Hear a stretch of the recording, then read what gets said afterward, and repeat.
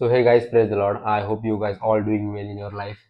So आजचा actual आपला plan होता तो सकाळी वर्कआउटचा होता, पण तो झाला नाही कॉज मी झोपलो 3 अलार्म्स बंद करून.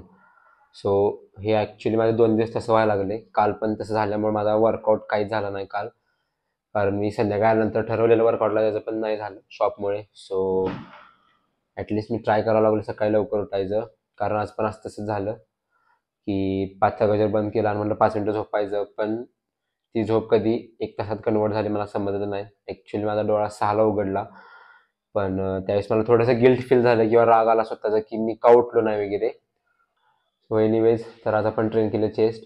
ॲक्च्युली माझा वर्कआउट स्प्लिट चेंज केला आहे, single muscle per day. Actually हा जो स्प्लिट होता तो मी ज्यावेळेस माझी फिटनेस जर्नी चालू केलेली त्यावेळेस करत होतो फॉलो, पण त्यावेळेस मला एवढं काय माहीत नव्हतं की बॉडीमध्ये काय चेंजेस यायला लागलेत किंवा मसलमध्ये काय चेंजेस वगैरे.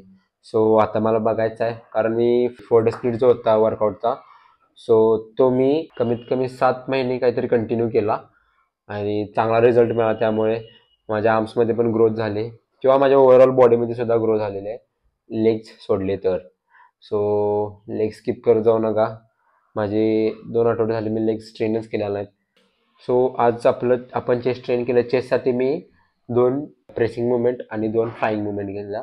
सो आज मला असं वाटत होतं की आपली स्ट्रेंथ आहे की नाही, पण मी असं ठरवलेलं की स्ट्रेंथ मेंटेन ठेवायची आहे आपल्याला. सो ते ठेवली मी. वॉर्मअप सेट सोडला तरी माझे टॉप सेट जे होते वर्किंग सेट 60 kgsचेच होते, ते मी 3 सेट केले म्हणजे डंबेल्सने, कारण त्याच्या पुढचे डंबेल्स आहेत ते लॉक केलेत आमच्या जिमने काहीतरी टेक्निकल इश्यूजमुळे. सो त्यांची जी टायमिंग आहे ते 11 ते 4च्या दरम्यान आहे, म्हणजे हेवी वेट्सचे. सो त्यावेळेस आपल्याला कामं असतात, कामं त्यांना सोडून तर जाऊ शकत नाही मी. पण एनिवेज, राहिली गोष्ट डाएटची. माझा डाएट पण ऑन पॉईंट नाही आहे गेले 2-3 आठवडे, कॉज माझ्याकडे स्टॅक पण आता संपला आहे. ओट्स, पीनट बटर सगळंच वेगवेगळे सगळंच संपले, क्रिएटिन वगैरे. स्टॅक सगळा रिरॅक्ट करायचा आहे. बट मी जो माझा डाएट आहे तो घरातून कंप्लीट करायला लावले, म्हणजे घरातून प्रोटीन्स जेवढं होईल तेवढं. किती 100 ग्रॅम्स पर जाते माझं. ॲक्च्युली गाईज, माझा जो बॅक वर्कआउट होता, बॅक वर्कआउट झाल्यानंतर मी ज्यावेळेस घरी आलो मला फटीग फील झालं किंवा भरपूर वीक फील झालं मला स्वतःला, की मी एवढ्या स्ट्रेंथनं तो वर्कआउट केला की असं वाटत होतं की मी दररोज आहे त्या बेसिसवरतीच मी वर्कआउट करायला लागले. मी असं डोक्यात नव्हतं की मी 2 आठवड्यानंतर वर्कआउट करायला लागले आणि त्यात माझी तब्येत पण बिघडलेली. पण ज्यावेळेस आर्म्स वर्कआउट केला त्यावेळेस मला बेटर फील झालेलं, कारण माझी हेल्थ ऑन पॉईंट होती गाईज. सो जर तुमची हेल्थ ऑन पॉईंट असेल तर ॲक्च्युअलमध्ये तुमचा वर्कआउट सुद्धा ऑन पॉईंटच असणार आहे.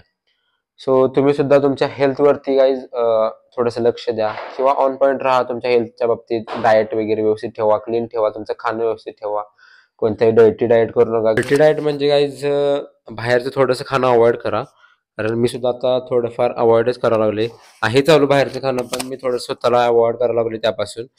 सो एवढं सांगायचं तर बाकी काय विषय नाही गाईज. तर भेटूया आपण नेक्स्ट एपिसोडमध्ये.